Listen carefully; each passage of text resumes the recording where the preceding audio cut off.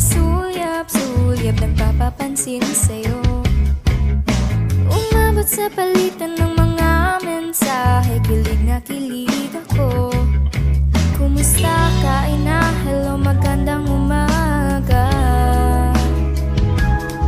Ingat ka, pahinga, huwag kang masyadong magpupuyat